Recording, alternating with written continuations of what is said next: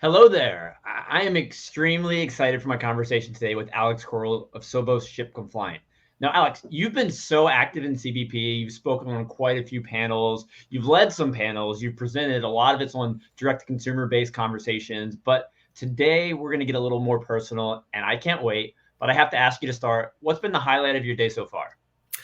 It's an interesting question. Yeah. Hi, Andrew. Hi, everybody. Thank you for letting me come here and speak a little bit more on a personal level. So interesting. I don't have to rattle off a bunch of laws and regulations for once. Um, See, the highlight of my day, actually, it's would be a little bit more of a regulatory thing. Is I had another webinar presentation today. I was speaking with the National Liquor Law Enforcement Agency or association this morning. So I guess it's a little bit not necessarily the funnest thing, but a little bit more what's caught my kept my attention today. Otherwise, it's just been sort of a nice kind of quiet day here. Just looking outside the window, seeing the squirrels playing snow, that sort of stuff. Sounds like a great video my kid would love to watch. Just a squirrel fiddling around in the cold weather. Yeah, I've got a great tree right outside my window, and yeah, they just play up and down. I think that they've even started spying on me in reverse, so you I know how love they it. feel. Well, Alex, I want to start today with another really tough question. And this has been something that I've wanted to ask you for some time. I'm really glad for the opportunity. What was it like to win Jeopardy by $1? I don't actually remember. I thought I won it by more than that. And for But it everyone who was hasn't seen or heard, you are a Jeopardy champion. So that yes, is yes. amazing in itself. Yeah, that's the important part. No, it was definitely, one of those things that is, I think everybody who goes on the show, it's a lifetime goal. Whether they, grew up watching it as a kid or just or sort of a trivia person, that's, the plus ultra of trivia out there. So maybe it was also a rush. So that's maybe why I don't remember specifically that dollar amount, but it was such a great time, such really an honor and a chance to get out there and to have my name in some sort of legacy that will live forever. They can't take that championship title away from me, even if it was just for one day. But Well, it's an every time. opportunity very, very few people have. And being a lifelong Jeopardy fan myself, I used to watch every single night. And before, we officially met, the first time I probably saw you through a screen, I'm looking at this guy. I'm like, why does he look familiar? And then I was talking to John with Craft Peak, who I know is a mutual friend of both of ours. And he mentioned, dude, you didn't know this about Alex? And that it was fascinating from that moment. But, thinking about winning Jeopardy by $1, and I understand the rush that you were probably going through because I can't even imagine that feeling. But when you're there, you're going through Final Jeopardy. I'm always been amazed at how quickly contestants can calculate the right wager to just win by $1. So those 30 seconds or so when the theme song's playing, you're writing your answer down and your wager. How much time is spent doing the math to calculate, well, I need this amount to win by 1? Yeah. So I think, and it was as I remember, I was up by a fair amount at the end of it. So it wasn't like we were neck and neck, and I had to bet everything. I think I only betted about $3,000 or so for final. And I hope I'm not going to get any Jeopardy producers mad at me or anything. But you actually do get a lot more time to do that calculations. They give you about a minute. They give you pen and paper to really figure it out. They want to make sure that you are betting what you want to. You're getting all that accurately down. So it wasn't too difficult for me to manage that. We had time to figure it out.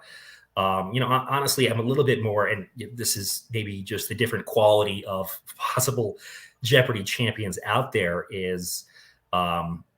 My second day was actually the first day of James Holzhauer, who went on to win for the next, 30 something days, win almost $2.5 million. And he was very famous for basically betting amounts that would result in numbers that were Like birthdays for his relatives. significant, yeah, to his family and whatnot. Exactly. And, especially when he's doing that for a daily double, and that is in real time. I mean, that's just a orders of magnitude math ability better than I do. I, had a minute and basically had even numbers to add up and down. So not too difficult, I guess, to get to that $1 amount. And that's why I think I recognized you, because I remember watching his run very vividly on TV. So I probably saw you a couple times before we officially met. Yeah, I was going to say that must be a really good memory if you did actually just have a memory of my face on there from those couple of appearances. Or I try to be good with faces. Distinctive face. Now, so looking at how you got there, we're going to go into a lot of concepts today about your life, but I imagine that was a lifelong goal of yours to be on Jeopardy. Yeah, absolutely. That was actually one of the you have that was back in the days when Alex Trebek was still hosting, was still there. And that was one of the questions we talked about. Was I had a story of watching it as a 6-year-old and getting the answers right when nobody else on the show did, and how that sort of, I felt very cocky at the time. And I hope I'm a little bit more of a humble, respectable person today, but that definitely did set me off on the, this is a goal. This is something I want to achieve eventually. So you were watching it when you were 6 years old, and you knew answers when you were 6 years old. Were you reading, say, encyclopedias before you went to bed, or what were you consuming back then that was giving you knowledge? A little bit, yeah. I think not necessarily specifically. I wasn't reading A to Z sort of stuff. I was reading a lot of atlases. I really liked geography, just that sort of information. So, and that was one question that I knew out of the entire day. Just happened to be one that nobody else got, and it was about koalas eating eucalyptus, if I remember it right. So, just some sort of offhand thing, and I think that really is kind of the key to being good at trivia, and having that is just be curious, be inquisitive, read as much as you can, and somehow create connections where if you hear the word koala, the next thing you might think is eucalyptus. So it just pops into your head like that. So obviously, a lifetime of that curiosity got you to that stage. But was there any, additional prep that you went through? I've heard reports of, Jeopardy champions going through past questions, reading certain other books. Like, what was the extra prep like as you knew you were going to be on the show? Yeah, I definitely did a little bit of that. I don't think quite as much as some other people do. One thing is I just had basically seen every episode of Jeopardy for the last 15 years before I went on. So, just had that experience, had that recall. I did do a little bit. There's this website, j-archive.com, where they have the entire collection of past questions. And that's where I learned you won by $1. Yeah, exactly. That's the proof out there. I can't lie about it because there's documentation. And so I think just going through that, I think one of the things was I recognized areas that I didn't necessarily have the full depth of knowledge. I remember, doing my best to try to remember all the books of the Bible, something that comes up a lot. And, again, this is something that I heard James Holzhauer talking about. Is he just basically read a lot of elementary school primers and middle school primers, because that's one of the things you don't necessarily need to know, the, complex back and forth and philosophical debate that Abraham Lincoln went through to develop the Emancipation Proclamation. You just kind of need to know that he did issue the Emancipation Proclamation and 1863 and led to the 13th Amendment. And, there you go. It's a lot about just having those connections in the background as opposed to necessarily full depth on what these topics are. So that's a really interesting point there. So for Jeopardy, it's so much general knowledge, but what you've chosen your career in is so specific. Which do you prefer? Do you like knowing a lot about a lot, or do you really prefer diving deep into certain subjects? I think I am a little bit more of a generalist. You hear the was the Fox or the Hedgehog type personalities, people who narrow down or just sort of scamper over everything. And I think I am a little bit more of a generalist, trying to hear a little bit about everything. And that's, honestly, I started out just as a generic lawyer, which I think is definitely a career where you're supposed to have a little bit of an idea about everything out there. It definitely does help, though, when you want to dig into a very specific topic. And, frankly, I've just really been lucky that the one I got into has been beverage alcohol, because there's just so much to it. It's so interesting. And, at the end of the day, I can always be sitting there with a beer in hand and realize that maybe I'm doing something to make this world a little bit better, right? So for anyone who hasn't heard you speak before, what exactly do you do at Sovos?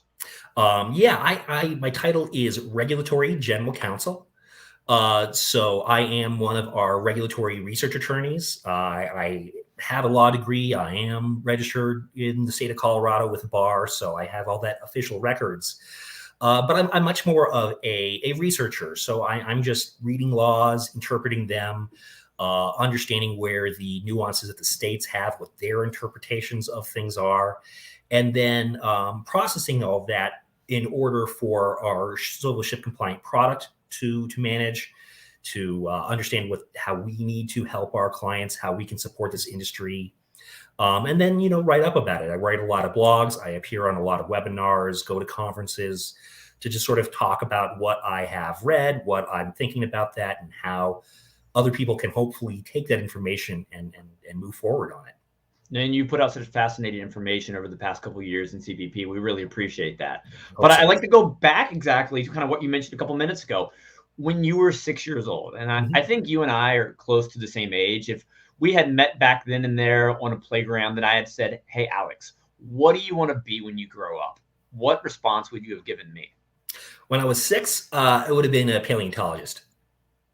How about 16? At 16, that was a little bit of like a transition period for me, kind of when I realized, so I started out with paleontology, being a fan of dinosaurs, definitely want to do that.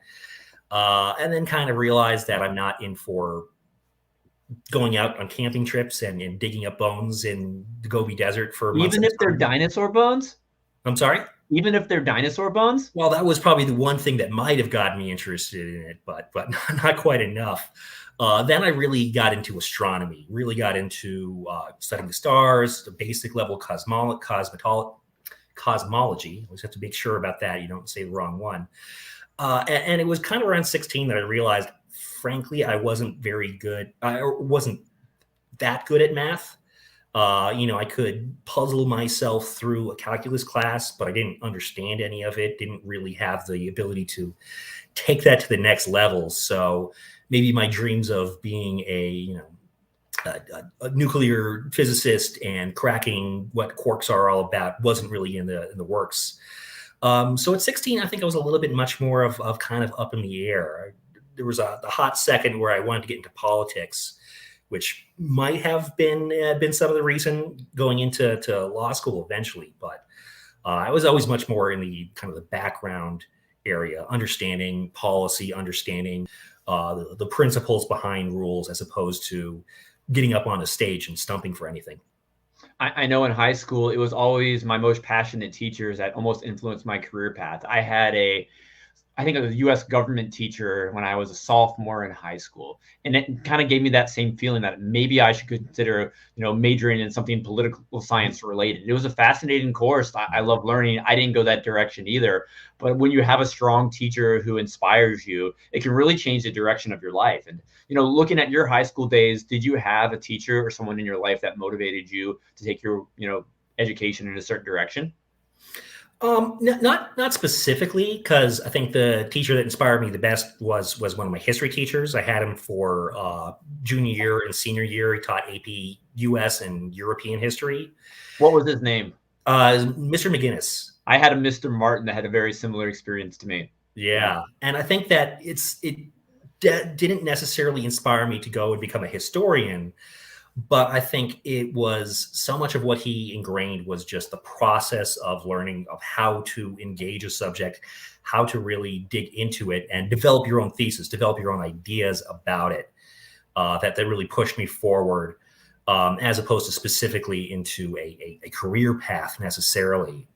And I think that there were, definitely other teachers I had that, enabled me to learn the subject matter and were great in that. But it was not necessarily what they were teaching, but how they were doing it, how they made that interesting and accessible for other areas. You could take those lessons that Mr. McGinnis gave me about history and apply them then to political science or to literature or to really so many other fields that I think it's this again, the sort of general how to kind of read and recognize the world around you that kind of motivated me more. And I love that because I love reading a book, and it could be about a completely different industry than we're active in. But if you have that one takeaway you can apply to your life and make it better, it's more so about the process than the exact detail that the person's reading or writing about. Yeah, absolutely. So, looking at that philosophy, you obviously made the decision to go to college. What was your major? My major was in international affairs. And so again, it was starting off a little bit on the political science track. For a little bit, I looked into journalism. I, for whatever reasons in college, I was reading The Economist a lot and really kind of wanted to join that, become a contributor, an op-ed columnist at some point. And then I took a journalism class and realized I really didn't like the beat reporting. Just talking to a random person on the street and trying to get their take on it. It just wasn't comfortable for me as much. And so it was, didn't seem like the easiest path of trying to work up from the bottom that way that I know so many reporters have to do. And so I just fell back a little bit more on general international affairs, which I really liked because it was very much a very broad disciplinary area. Is you could take history classes, you could take philosophy classes, you take language classes, and get a little bit of everything to create sort of perhaps a gestalt understanding of where you're going forward. And at this part of your life, was craft beer playing any role in any of it? Only at night when I had stopped reading for class. By the time I graduated, I was of age, and I was born in Boulder, Colorado, went to school here. And so we had plenty of opportunities around here to get great craft beer. And so it's always been a comfort, even if it hasn't always been my occupation. There's so many people I talk to, especially in the craft beer space. They're in Colorado now, but they were somewhere else prior, and they made the move to come to beautiful Colorado. But you're born and raised Boulder, Colorado. Did you ever think about leaving the state or Boulder in general? Frankly, not seriously. A lot of my friends have over the years. It's a little bit surprising of how many people do end up leaving here.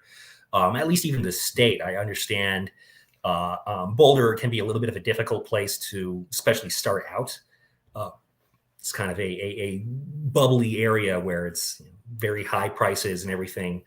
But honestly, I just always kind of felt really lucky to have had that great start here and to not have had to move here, and seeing how many people do want to move here. I guess my tongue-in-cheek answer is I didn't want to step on their dreams by showing that people do want to move out of here. If they're trying to get in here, then who am I to say it's a bad thing to do?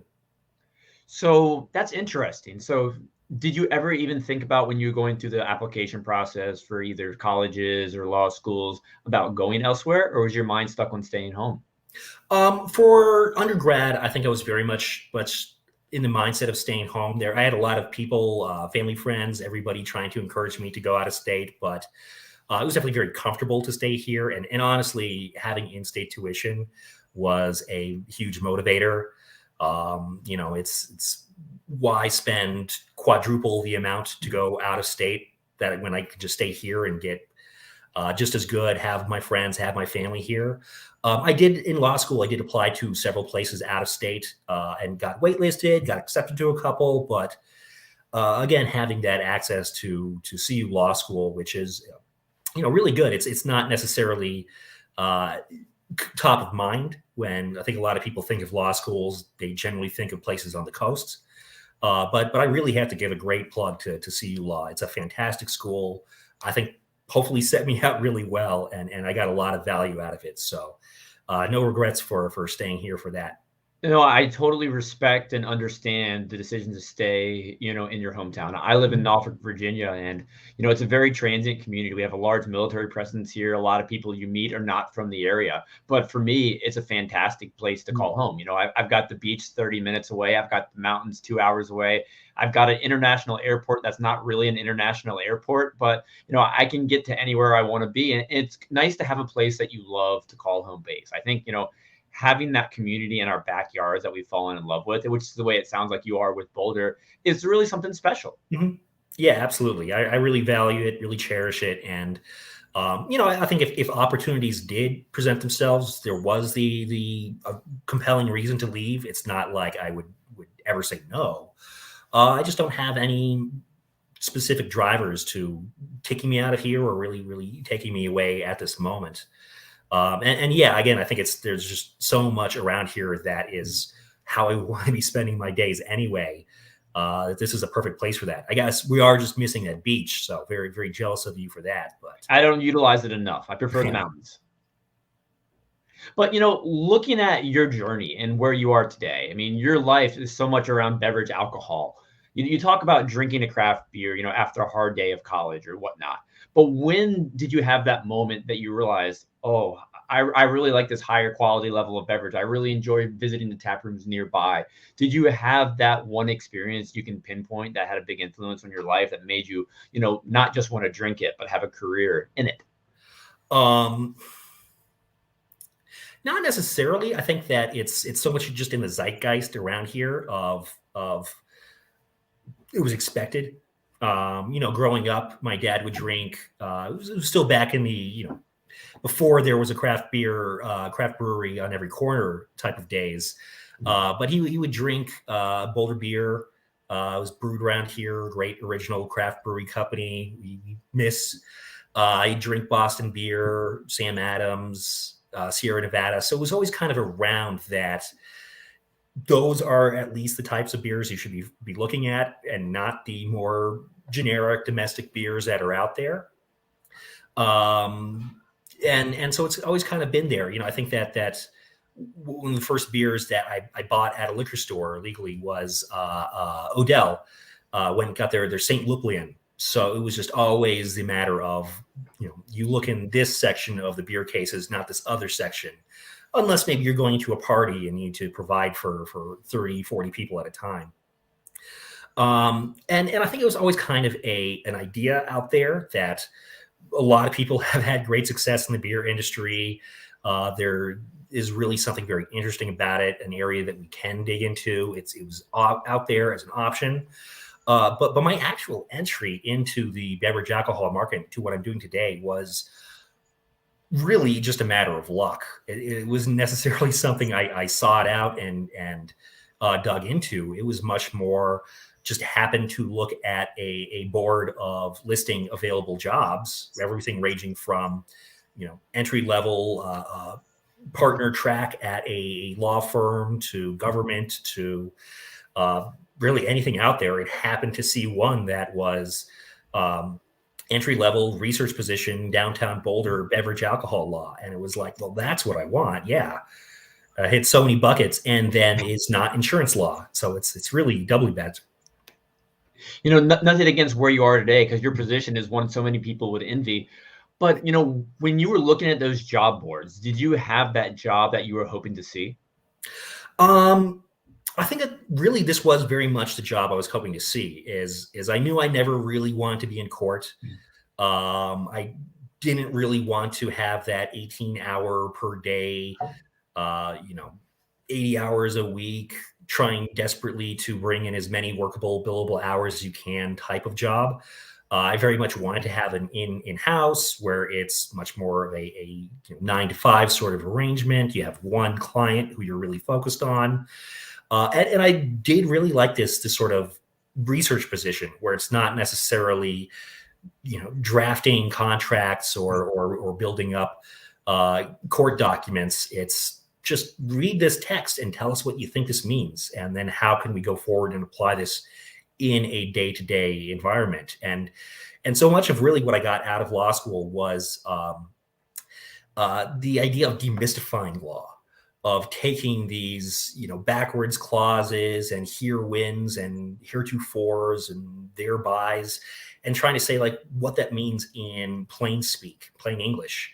And I think that that's really such a value that I get out of this job, out of this position, is, taking these long statutes about who can get a license and how can they ship, and just saying, no, this is how you take it and how you apply it to yourself.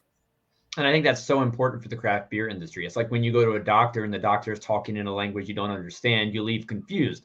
But when Mhm. you go to a doctor who takes the time to sit next to you and, use layman's terms to explain what's going on, you respect that doctor and they become someone you want to continue seeing. I feel you have a very similar approach in craft beer. You take these topics that are really deep topics and use those words you went over just a minute ago that most people don't make sense of, and you make it accessible. What do you love about that? I mean, because you get to talk to brewers about, hey, here's how you look at direct to consumer and here's things you consider. But instead of, taking the lawyers, legalese route and using all the big words and phrases, you make it so easy to understand. How does it make you feel when you talk to a brewery owner, then you see the results of them actually putting it into action? Well, I first really appreciate you, backing me up there and saying that I actually do this. It's what my ambition is for. So it's glad to hear that I'm actually I hope it gets succeeding you a a little bit. raise at Sovos. Yeah, it's just talk to the right people.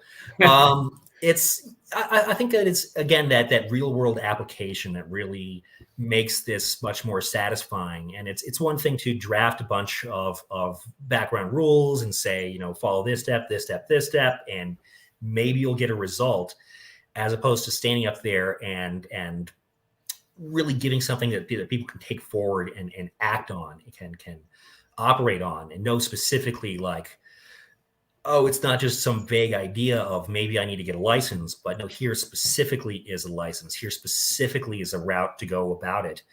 And to really then, I think that this has a double impact in that it, one, hopefully prevents people from doing things they shouldn't, saves them from a lot of headaches down the road, or making the industry look bad in general.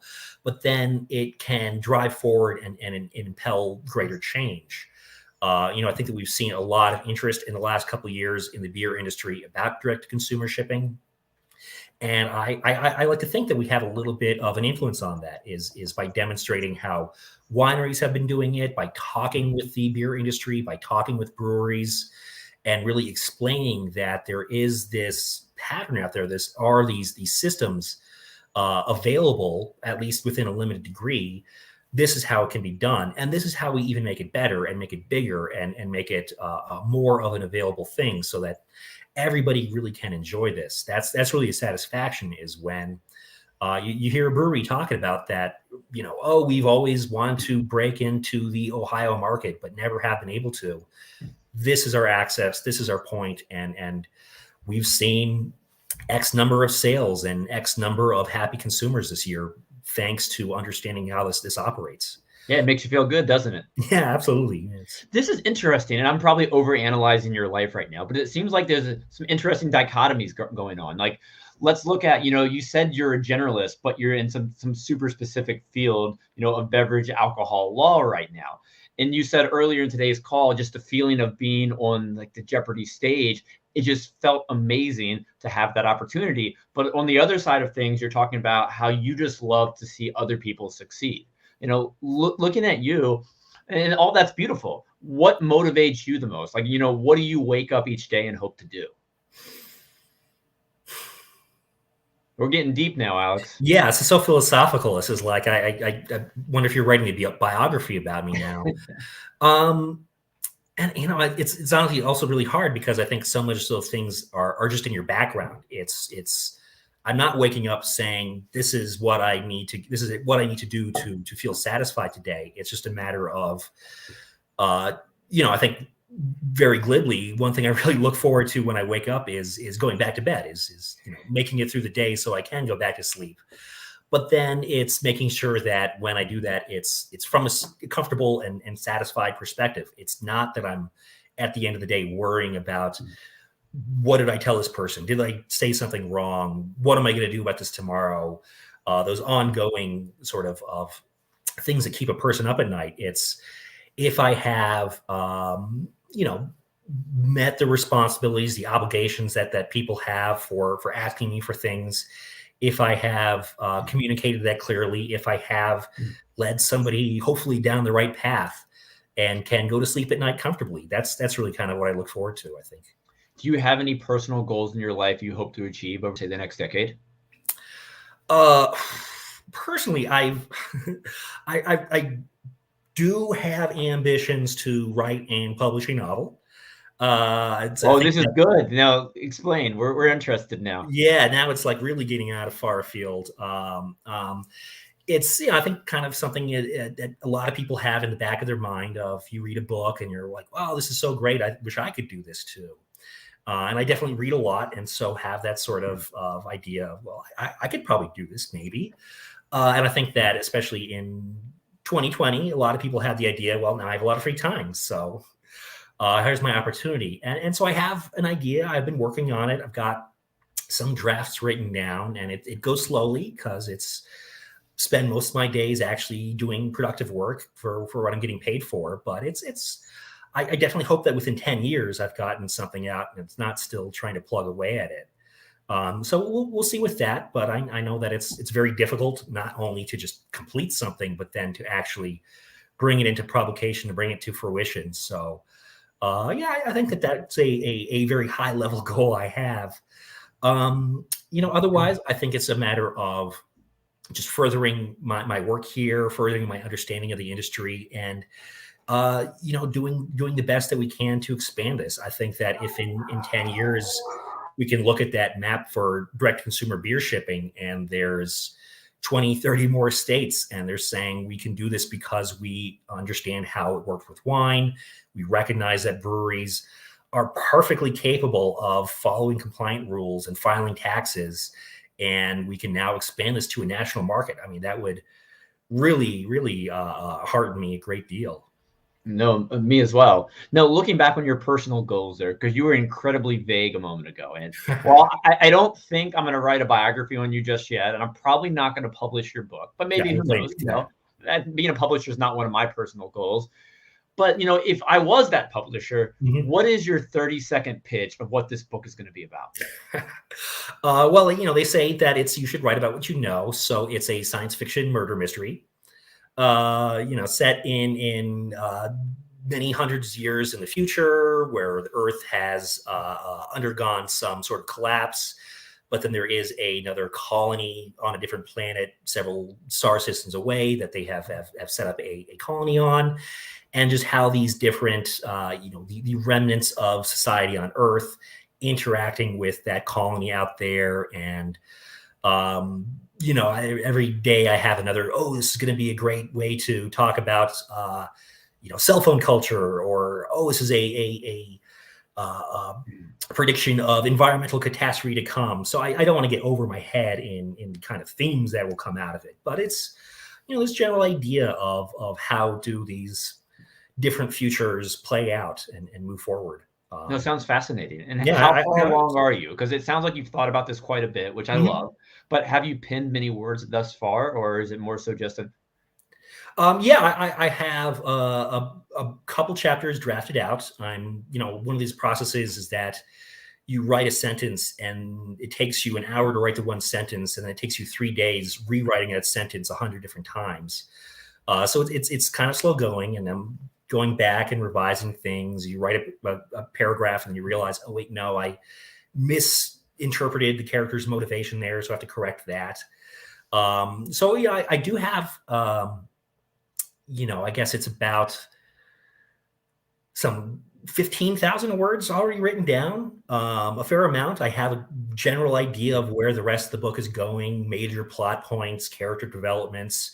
It's just, a matter of finding the time, and, when it's 9:00 at night and you're thinking, do I want to watch another episode on Netflix and have a beer, or do I want to work on this? It's, hard necessarily to get motivated to keep working, but it's one of those laborers of love, as they say, right? Absolutely. I find sometimes I nearly have to put 30 minutes on my schedule with a specific task so I actually knock it out. How are you making yourself write some words down? Are you telling yourself that I'm going to write 300 words this week? Are you putting that little appointment on your schedule? That way the time's already blocked off. What's working for you? I really should do that. Often I have the idea, well, weekend's coming up. I don't have any plans, not going up to the mountains or anything. So I'm going to work from, 1 to 4 on Sunday just to get a little bit of time set off. And then Monday morning comes around and I haven't done anything. So it's always kind of kicking myself in the pants.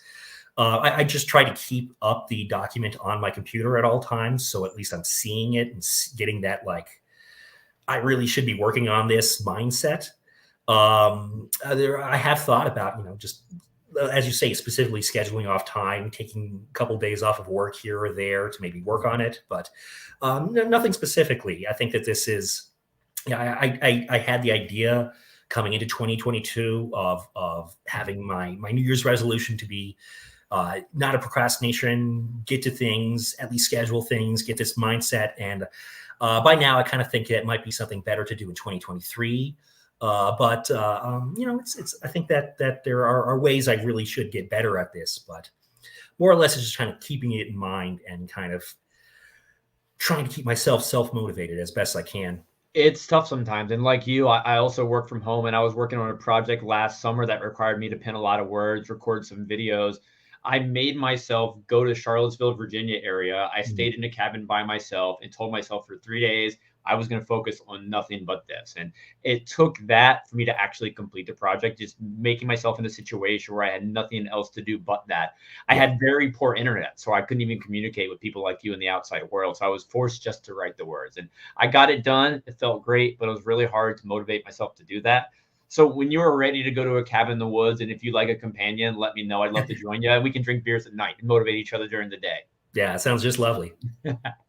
So I want to go back to, like, what else do you enjoy doing? I know you love beer, you love trivia, but how else do you escape? Because you spend so many hours a day, researching and reading. What helps you kind of clear your mind and start fresh the next day? Yeah, I'm a big reader as well, so always try to have a book on the side and sort of work through that, kind of clear my mind with that. Boulder is such a mainstay of active lifestyles. So honestly, I never actually like to say that I do a lot of activities because in comparison, I'm nothing. But you might be able to see I have a nice bike off the side here. So I like to get around and bike around the neighborhood, bike up along the trails we have here. In the winter, I go snowboarding when I can, very close to the mountains. So that's great to do.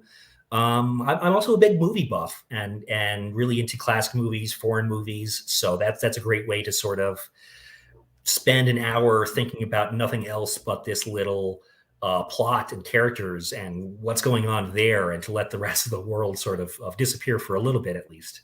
Yeah, having those personal escapes, I think, is really important, especially when we immerse ourselves in our jobs so much, and just the current state of, we're in the pandemic right now. There's a lot of lack of human interaction. It's nice to have those escapes. Certainly. Now, I mean, you spend your days, helping the craft beverage industry through alcohol regulation. You become an expert on things like interstate distribution of alcohol. Now, you fight so much for direct to consumer. How often do you have beer delivered to your home? Well, I live in Colorado, which does not allow. You have many great options. I know that. Right. What I'm saying is that we do not allow direct to consumer shipping of beer. So very rarely is my answer. And, certainly from out of state locations, never at all, if any regulators are listening. I should have done my research a little bit better prior to this call. Yeah. Yeah. Please, disclaimers. It's so very rarely to my house. Again, we have a lot of great breweries that are within biting distance. So that's often preferred way to go about it, is just to get out and move myself. This is get out of your house, get out of your workspace. I just get a little bit out to experience a brewery directly, and then, buy a 6-pack there, buy a 12-pack there, and bring it home for later reading, I guess you should say. And how euphemistic do you want to be? This is not beer. I am an active member of some wine clubs, so I do get wine delivered directly to me, and fairly often, maybe once a month or so. Just a couple bottles at a time. And I know that if Colorado changes their law, allows me to purchase alcohol, I will definitely buy beer from out of state sources. I will definitely have some couple high level breweries out there that I'll be pinging right away. Sounds very enjoyable and like a fun hobby potentially to have in the future. Yeah, definitely looking forward to those days. Now, I'd love to kind of tie your two interests together, your interest in trivia with your interest in craft beer. Do you ever dive into craft beer related trivia? And do you have any, facts that you just really love? Yeah, I think it's definitely, when that opportunity comes around, I think that I almost feel compelled. I have to at least try. Honestly, one of my spots that I'm not so great at when it comes to trivia are individual names. So just trying to recall things at a moment's notice, that's where I get into a little bit of trouble like that, or, specifically names and then people sort of stuff. When it comes to specific craft beer related trivia, nothing's kind of really leaping out of mind. I think that's honestly something that I've been discussing with my girlfriend. She is really into trivia as well, but much more from a question asker perspective. She really likes having that, the information on hand and then grilling people about it or researching it and seeing what people know. I much more prefer to just have the information in my head right away and sort of like quick recall. So I can't necessarily come up with a good trivia question right on the spot like that. But, I know there's a lot of out there. I think just understanding different styles, understanding who's out there, kind of where we've come from, who are the starters in this industry. That's always really fascinating, and hope to dig more into that. Now, speaking of trivia, yesterday I saw this pop up on my news feed. I believe it was 1935. No one quote me on the year, but it was when beer was first canned. It happened actually here in Richmond, Virginia. So we just celebrated a big anniversary on that one. I thought it was a cool piece of semi-local trivia. Yeah, really, the beer industry for sure. Yeah, I love those sort of just, didn't realize that was the one thing, or that little that start date where you think it's just so ubiquitous. When have they never not canned beer? Well, that's one thing I truly love about trivia. I spent a lot of my high school days with friends on Saturday night just quizzing each other on Trivial Pursuit questions. And, we wouldn't actually play the game. We would just read the questions back and forth for hours. We weren't even underage drinking at that time. We were just truly in love with playing trivia. Sure. And I remember I had a friend one time, and I was reading the questions. You always tried to stump your friends. You got excited when they got the questions right. But then you got your mind blown when they threw out that answer that you're like, there's no way they're going to get this one. And I remember my friend Christina, we were doing some question about something in England, and the answer was the Tower of London. And since then, I've become fascinated with castles. But when she said the Tower of London, I'm like, no way, this is right. And you turn the card over, you're like, how in the world did you know that? Are there any pieces of knowledge that you have that you don't know why you know? It's like one time I was playing team trivia at a local place called Collie Cantina here in Virginia, and I knew the answer was Saskatchewan. And my friends looked at me like, why did you know that? Is there anything you pulled out of your back pocket that people have looked at you and said, Alex, I know you know a lot, but that one just blew my mind? Oh, yeah, it's definitely happened to me. I kind of am struggling to think of any individual case. But I'm just hearing my mom's voice actually ringing in my head right now about what, how did you get that? And so much of it it's unconscious, it's subconscious. You just sort of have this weird connection. And yeah, I'm, not an astronomer in any type of professional capacity, but just happen to have somebody, mention a star and go, oh yeah, that's in that constellation. I guess I heard it when I was 11 and happened to remember it, but there it is. There it's sitting. Are there any tips you would recommend for anybody to just hold on to information like that? And I know a lot of people, read things multiple times, write it down. What strategies have been valuable for you for retaining information? Yeah, repetition is really the great one, because that's, you hear something once and it might be interesting, but it's a little bit of a novelty. And so it flies out of your brain, and then you hear it again. You're like, oh yeah, that did sound familiar. And then you still forget it. And it's a third time where you're like, oh no, now I should really remember that. And, I've heard this in relation to a lot of artificial intelligence, really. And, I guess going back to Jeopardy with IBM's Watson and that whole thing, really what I've heard is the way that you create that sort of software system is by having interconnections. And so you just have like a web of knowledge. So you hear one thing, and then that leads to, you hear Tower of London, and then you think, okay, well, there's England, and then there's Anne Boleyn, and just a bunch of different shooting out points. And from there, you can kind of dredge up something. And that's definitely happened where, I'm at pub trivia or something like that. And, I know I've heard that answer, but it's not coming to me right away. But I remember where it deals with this person in that movie who was a director, and there was this actor and their name started with a G, and oh yeah, it's this. So it is just a lot of creating connections and trying to establish that web of logic within your mind as best you can. In what percentage of the time when you throw out an answer to these questions is making your best educated guess versus actually knowing 100%? It definitely depends on the scenario. If it's very difficult trivia, something maybe more like 30%. Other cases where it's naming the 50 different states or something like that, well, there's not that many options, so could probably really up that percentage. I think I'm not sure necessarily how many plugs we want to get into, but after Jeopardy, I really went on a binge of trying to find as many other what's the next fix out there. And I joined eventually this organization called Learned League, which actually it's been in the news a little bit this last year. I've seen a bunch of interviews with the person who puts it on, and it's like an invitation only sort of online trivia thing, and it can get very, very in depth, very, very particular, very hard. I think with their general questions though, I'm a little bit of a 30-30-30. 30% I really know, 30% is pretty much an educated guess, and the other 30, I'm just putting down a name and crossing my fingers. And you said, what's that called? The Learning League? Learned League. So is it a competition, or what is the Yeah, there are competitive aspects to it. Again, it's an invitation only thing. They're trying to limit to much access is there. And it's been this slowly developing organization basically of the last 20-ish years, as I understand. Started out as just a bunch of friends online quizzing each other and has developed into this much, much broader organization.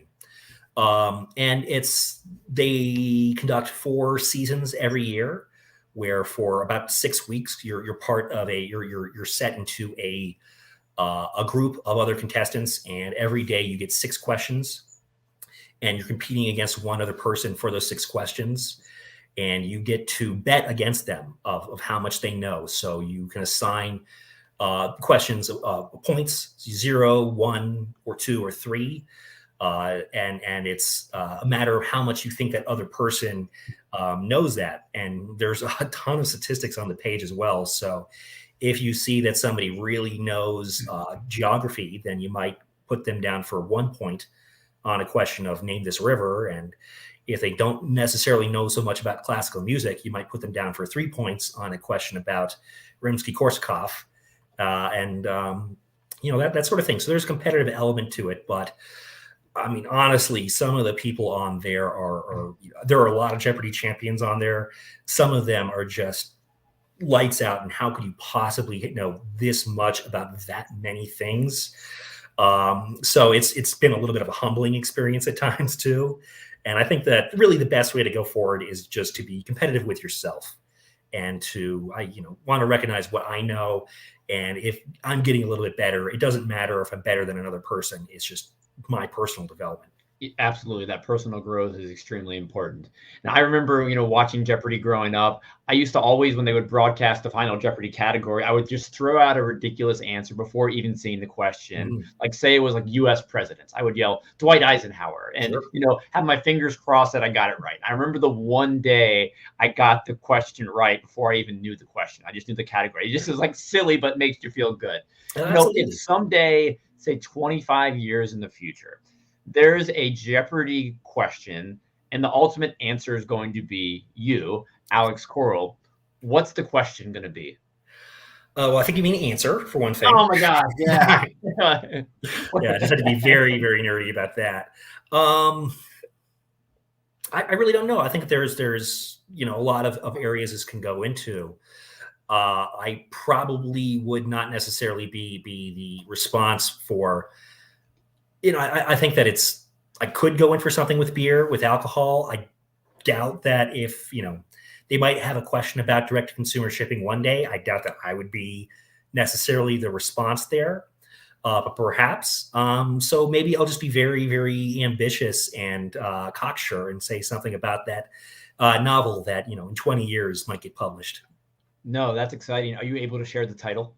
I don't have a title yet. No. You don't have a working title. No. Well, Alex, this has been a blast today, just hanging out with you. I really hope we get to share a beer before too long. Absolutely. I hope before too long I'm also pre-ordering that book as well. I can't wait to read it. Yeah, we'll all keep our fingers crossed on that. But again, if my bosses are listening to this at all, don't worry. It's not taking up time from my actual work. I'm still plenty of time to talk to you all, to be out there and to be providing, whatever support I can for this great industry. No, keep up the great work, Alex. Is there anything else you'd like to add? No, I think that's it. It's the next questions you have will be for my biography. So maybe we'll just keep those for next time then, right? I'll reach out soon. Have a great day, Alex. Talk to you too. soon. Thanks again. Thank you very much. Cheers.